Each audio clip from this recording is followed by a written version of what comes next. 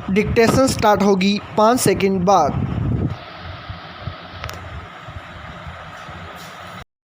Yes, Ghaziabad के लोनी में एक बुजुर्ग की पिटाई और दाढ़ी काटने के झूठ को सच बताने की कुत्सित कोशिश में जिस तरह से वीडियो वायरल किए जा रहे हैं वह एक गहरी साजिश का इशारा करते हैं।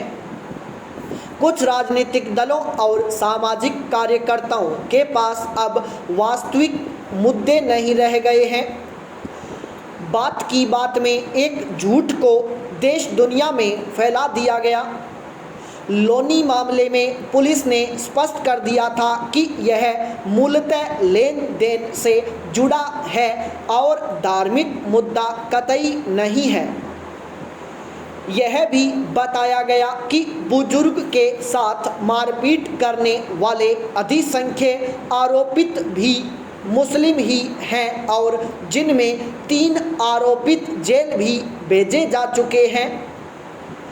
मगर कुछ लोगों ने जैसे समाज में वैमनस्यता फैलाने की ही ठान रखी है, उन्होंने बारंबार वीडियो शेयर किए और घटना को भरसक सांप्रदायिक रंग देने की कोशिश की।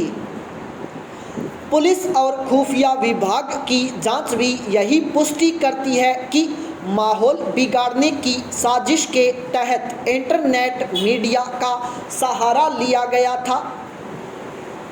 इनका लक्ष्य उत्तर प्रदेश में अगले वर्ष होने जा रहे विधानसभा चुनाव से पहले सांप्रदायिक ध्रुवीकरण करना था। अच्छा हुआ जो गाजियाबाद पुलिस ने सख्ती दिखाते हुए न सिर्फ ऐसे चेहरों के खिलाफ FIR लिखी बल्कि जहर बूझे वीडियो फैलाने में सहायक बने ट्विटर पर भी पहली बार कानूनी शिकंजा कसा। पुलिस की जांच बताती है कि प्रदेश को सांप्रदायिक तनाव में झोंकने की साजिश कितने शातिराना तरीके से रची गई थी। जिन शातिरों ने पिटाई का वीडियो वायरल किया था वही अलीगढ़ और बरेली में विरोध प्रदर्शन करने की तैयारी भी कर चुके थे। समय रहते सच्चाई सामने आ जाने से इनके मंसूबे विफल रहे। बुजुर्ग भी जिस तरह बार बार बयान बदल रहे हैं वह सामान्य नहीं लगता। वे पिटाई करने वालों को ही पहचानने से इनकार कर रहे हैं, जबकि उनकी मुलाकात और फ़ोन पर कई बार बातचीत होने के प्रमाण भी हैं। पुलिस बाकी आरोपितों को तो जेल भेजे ही साजिशकर्ताओं को भी कड़ा सबक सिखाए। इंटरनेट मीडिया पर झूठ परोसकर धार्मिक उन्माद फैलाने वालों के खिलाफ कड़ी कार्रवाई होनी चाहिए। पैरा यह अच्छा हुआ कि G7 देशों के मंच से इस पर जोर दिया गया कि विश्व स्वास्थ्य संगठन अर्थात WHO कोरोना उत्पत्ति का पता लगाए। इस दबाव का नतीजा यह रहा कि WHO प्रमुख को भी यह कहना पड़ा कि चीन कोरोना वायरस के स्रोत की तह तक पहुंचने में सहयोग करे। WHO तभी से कटघरे में है जब से वह कोविड-19 महामारी को रोकने में नाकाम रहा। उसने कोविड-19 को महामारी घोषित करने में काफ़ी समय लिया और समय रहते यात्राओं पर प्रतिबंध लगाने के प्रति भी गंभीरता नहीं दिखाई। वुहान या चीनी वायरस नामकरण देने में झिझक उसकी भूमिका को और संदेहास्पद बना देती है। WHO के चीन के प्रति पक्षपातपूर्ण व्यवहार के कारण ही पूरे विश्व में लाखों लोगों को अपनी जान गंवानी पड़ी है। इससे पहले 2015 के पश्चिमी अफ्रीका के इबोला संकट के समय में भी सार्वजनिक स्वास्थ्य आपातकाल घोषित करने में देरी के कारण उसे आलोचना का शिकार होना पड़ा था। WHO के सदस्य देश उसे अनिवार्य एवं ऐच्छिक 2 प्रकार से फंड देते हैं। अनिवार्य योगदान के अंतर्गत प्रत्येक सदस्य देश 1980 की जनसंख्या एवं जीडीपी के अनुपात में अपना योगदान देता है। WHO के कुल बजट का लगभग 20% अनिवार्य योगदान के रूप में प्राप्त होता है, जबकि ऐच्छिक योगदान के अंतर्गत प्रत्येक सदस्य देश अपनी इच्छा से कितना भी दे सकता है।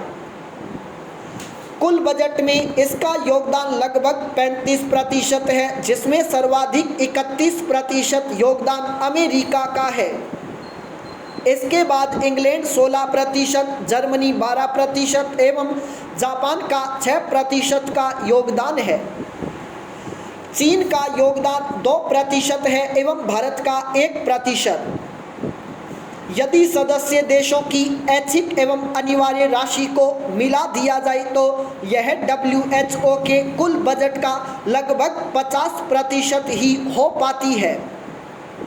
शेष बजट की राशि गैर सरकारी संस्थाओं से दान में प्राप्त होती है, जिसमें bill and Melinda Gates foundation का सर्वाधिक 8% का योगदान है। इस प्रकार WHO को मिलने वाली कुल बजट राशि का लगभग 2/3 दान से प्राप्त होता है, जो इनकी नीतियों के निर्धारण में प्रत्यक्ष भूमिका का निर्वाह करता है। इनका संबंध दवाओं, टीकों एवं अन्य स्वास्थ्य उत्पादों के बाजार में जुड़ा है। इससे WHO की वैधानिकता में निरंतर गिरावट आ रही है।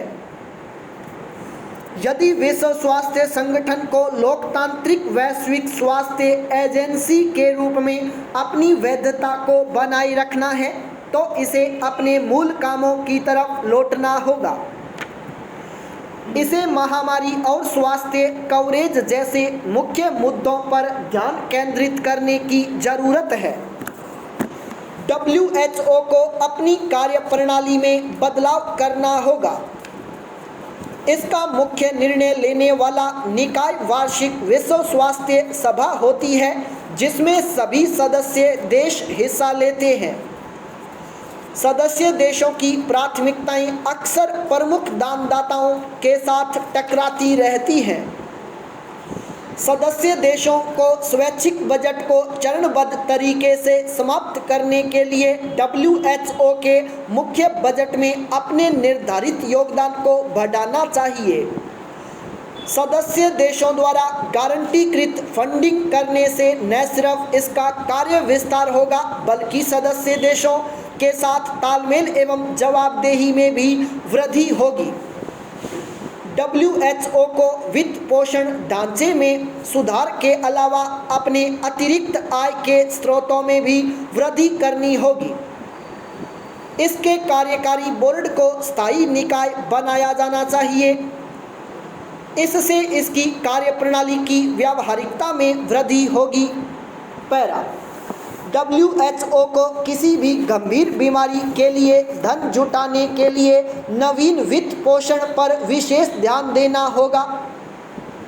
दान देने वाली गैर सरकारी संस्थाओं की भूमिका को स्वीकार करते हुए उन्हें इस संस्था में उचित स्थान तो दिया जाना चाहिए, परंतु विश्व में स्वास्थ्य सुविधाओं की आपूर्ति में उनके आर्थिक हितों से बचना चाहिए। दवाओं, टीकों एवं अन्य स्वास्थ्य उत्पादों के अनुसंधान एवं विपणन के संबंध में WHO का WTO एवं विश्व की अन्य अंतर्राष्ट्रीय संस्थाओं के साथ एक अच्छा तालमेल होना चाहिए।